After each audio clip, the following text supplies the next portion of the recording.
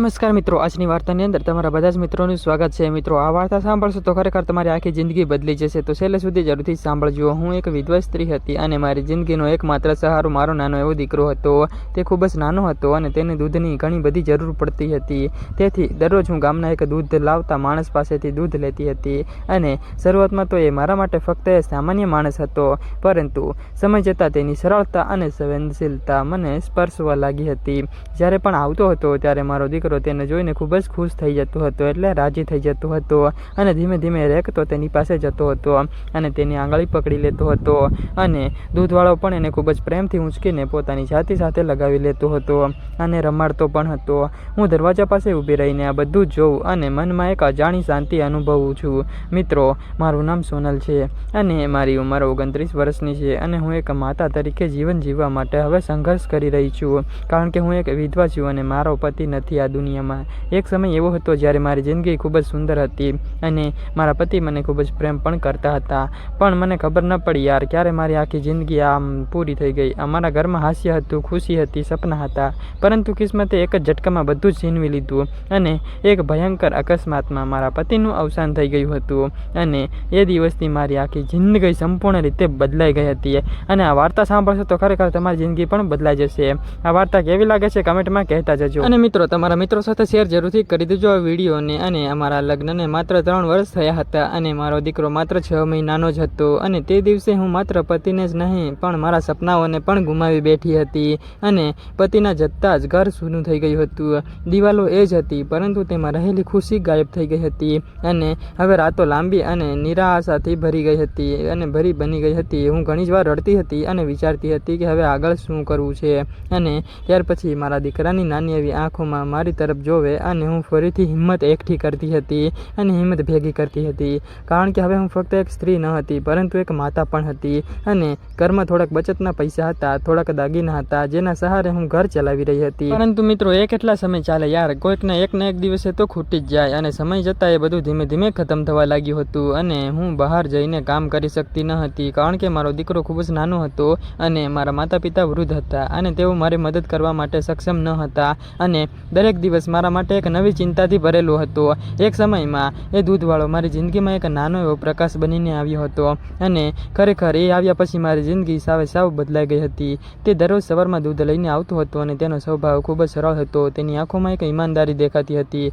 જે આજકાલના સમયમાં ભાગ્યે જોવા આવે છે, એટલે કે જોવામાં મળે છે। તે ક્યારેય પણ વધારે વાતો કરતો ન હતો, પરંતુ જ્યારે પણ બોલતો હતો ત્યારે તેના શબ્દોમાં સચ્ચાઈ હતી અને સંવેદના હતી, બંને જ હોય છે। એક દિવસ એવું બન્યું હતું કે મારો દીકરો બારણા પાસે રમતો હતો અને અચાનક નીચે પડી ગયો હતો, ત્યારે તેના માથા પર ઈજા થઈ ગઈ હતી અને થોડુંક એવું રક્ત પણ વહેવા લાગ્યું હતું અને ત્યારે હું અંદર રસોડામાં હતી એટલે મને કંઈ સમજી શકી ન હતી, પરંતુ ત્યારે દૂધવાળો આ દ્રશ્ય જોઈ લીધું હતું અને તે તરત જ દૂધનું કેન એક બાજુ મૂકી દીધું હતું અને દોડીને મારા દીકરાને ઉઠાવ્યો હતો। મિત્રો, તમને આ વાર્તા સાંભળવાની મજા આવતી હોય તો વિડીયોને લાઇક અને કોમેન્ટ કરી દેજો અને હા મિત્રો, ચેનલને સબસ્ક્રાઇબ કરવાનું ભૂલી ન જાય, સબસ્ક્રાઇબ કરી દેજો અને બેલ નોટિફિકેશન ઓલ ઉપર સેટ કરી દેજો, જેથી કરીને નવા વિડીયોના મેસેજ સૌથી પહેલાં તમને મળી જાય। અને હા, કમેન્ટ પણ જરૂરથી કરતા જજો। અને હું બહાર આવી ત્યારે મારા દીકરાને તેની બાહોમાં જોઈને હું ગભરાઈ ગઈ હતી અને મારી આંખોમાં આંસુ આવી ગયા હતા ત્યારે અને હું કંપાવા લાગી હતી, પરંતુ દૂધવાળાએ મને શાંત કરતા કહ્યું હતું, તમે ચિંતા ન કરો, બધું જ ઠીક થઈ જશે। અને ત્યાર પછી તેને પોતાના રૂમાલથી મારા દીકરાના માથા પર પાટો બાંધ્યો હતો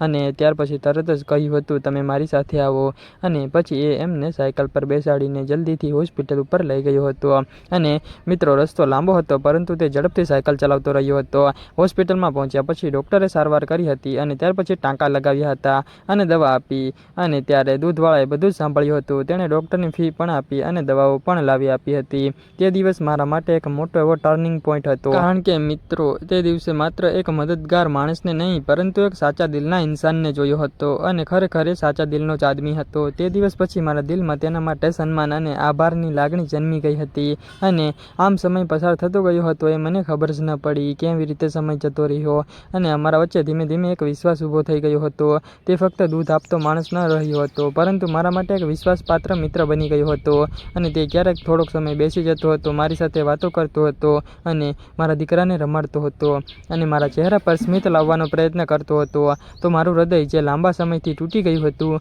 એ હવે ધીમે ધીમે સાજું થવા લાગ્યું હતું। અને મિત્રો, હું ઘણી જ વાર વિચારતી હતી કે શું મને ફરીથી ખુશ રહેવાનો અધિકાર છે, શું હું ફરીથી કોઈને મારા જીવનમાં સ્થાન આપી શકું કે મારા પતિની જગ્યા કોઈને આપી શકું? પરંતુ સમાજના નિયમો અને લોકોની વાતો મને રોકતી હતી. અને ત્યાર પછી એક દિવસ એવો સમય આવ્યો હતો, ત્યારે દૂધવાળાએ મને કહ્યું હતું કે તમારી હિંમત જોઈને મને પણ ખૂબ જ મન થાય છે, એટલે કે તમે હિંમતવાળા છો, તમે એકલા હોવા છતાં પણ જીવનસાથી લડી રહ્યા છો.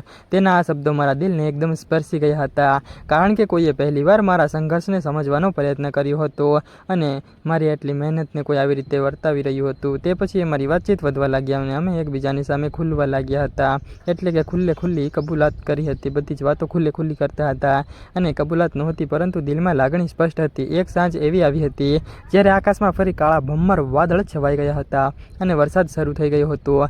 હું મારા ઘરમાં બેઠી હતી અને મારો દીકરો મારી બાજુમાં જ રમતો હતો અને ત્યારે બારણું ખખડ્યું હતું, એટલે કે બારણે કોઈએ ટકોર કરી હતી. એટલે મેં બારણું ખોલ્યું હતું તો દૂધવાળો ભીંજાયેલો ઊભો હતો અને ત્યારે તેના હાથમાં દૂધની બોટલ હતી. મેં તરત જ કહ્યું હતું કે તમે અંદર આવો અને પોતાને સૂકા કરો, અને તે અંદર આવ્યો હતો અને ત્યાર પછી શાંતિથી બેઠો હતો. ઘરમાં એક અજીબ શાંતિ હતી અને બહાર વરસાદનો અવાજ અને અંદર અમારા દિલની ધડકન બંને સંભળાઈ રહી હતી અને મોસમ પણ એકદમ ખૂબ જ મસ્ત હતો. તે થોડોક સમય ચૂપ રહ્યો અને ત્યાર પછી ધીમેથી બોલ્યો હતો કે હું તમને કંઈક કહેવા માગું છું, શું હું કહી શકું? જો તમારી મજા હોય અને તમારી મરજી હોય તો. હું પણ શાંતિથી તેની તરફ જોયું હતું. તે બોલ્યો, હું ઘણા દિવસથી વિચારતો હતો, પરંતુ હવે વધુ રાહ જોઈ શકતો નથી. હું તમારી અને તમારા દીકરાની જવાબદારી સ્વીકારવા માંગુ છું, જો તમને મંજૂરી આપો તો. તેના શબ્દો સાંભળીને મારું દિલ ખરેખર જોરથી ધબકવા લાગ્યું હતું અને મારા ધબકારા ત્યારે ખૂબ જ વધી ગયા હતા. ત્યાર પછી એવું થયું હતું મિત્રો, એ તમે સાંભળશો તો ખરેખર તમારી આખી જિંદગી બદલી જવાની છે, તો જરૂરથી સાંભળતા જજો મિત્રો. પરંતુ આ વખતે આ આંસુ દુઃખના ન હતા, આ ખુશીના આંસુ હતા. અને લાંબા સમય પછી મને લાગ્યું હતું કે કદાચ જીવન મને ફરીથી એક તક આપી રહ્યું છે અને મને એક મોકો આપી રહ્યું છે જીવવા માટે. હું થોડા સમય ચૂપ રહી હતી અને ત્યાર પછી મેં ધીમેથી કહ્યું હતું, માથું હલાવ્યું અને તે ક્ષણે બધું જ બદલાઈ ગયું હતું. આજે અમે બંને સાથે છીએ અને મારો દીકરો એને પિતા કહીને બોલાવે છે અને તે પણ એને ખૂબ જ પ્રેમ આપે છે. મારું તૂટેલું જીવન ફરીથી સંવરી ગયું, એટલે કે સંભાળી ગયું. જીવન મને શીખવી ગયું કે ક્યારેક દુઃખ પછી ખુશી પણ આવે છે અને જ્યારે ભગવાન એક દરવાજો બંધ કરે છે તે બીજી બારી જરૂરથી ગમે ત્યાં ખોલે છે. પ્રેમ કોઈ પણ પરિસ્થિતિ કે સ્થિતિ નથી જોતો, તે ફક્ત દિલને સમજે છે અને સાચા દિલથી થયેલો પ્રેમ ક્યારે પણ ખોટો નથી હોતો. જો મિત્રો તમને આ વાર્તા ગમી હોય તો વિડીયોને લાઇક કરી દેજો અને હા, ચેનલને સબસ્ક્રાઇબ કરવાનું ભૂલી ન જતા સબસ્ક્રાઇબ કરી દેજો અને બેલ નોટિફિકેશનને ઓલ ઉપર સેટ કરી દેજો, જેથી કરીને નવા વિડીયોનો મેસેજ સૌથી પહેલાં તમને મળી જાય. એક સુંદર કોમેન્ટ જરૂરથી કરતા જજો. આ વાર્તામાં દર્શાવેલા નામ, પાત્રો અને ઘટના બધું ફક્ત કાલ્પનિક છે, તેનો કોઈ પણ વ્યક્તિ કે સમાજ સાથે કોઈ પણ સાથે સંબંધ હોતા નથી. આ વાર્તા ફક્ત મનોરંજન માટે અને ફક્ત કાલ્પનિક સ્ટોરી હોય છે. તો મિત્રો કોઈ પણ લોકો દિલ ઉપર ના લેવું, કાલ્પનિક રીતે વિડીયો જોજો અને મનોરંજન માણજો, વિડીયો જોઈને મોજ કરજો. મિત્રો કોઈ દિલ ઉપર ના લેતા. ઓકે, આવતીકાલે ફરી મળશું અને હા, સબસ્ક્રાઇબ કરી દેજો. આવજો મિત્રો, ધન્યવાદ, ખૂબ ખૂબ આભાર. બેલ આઇકન ઓલ ઉપર જરૂરથી સેટ કરતા જજો મિત્રો.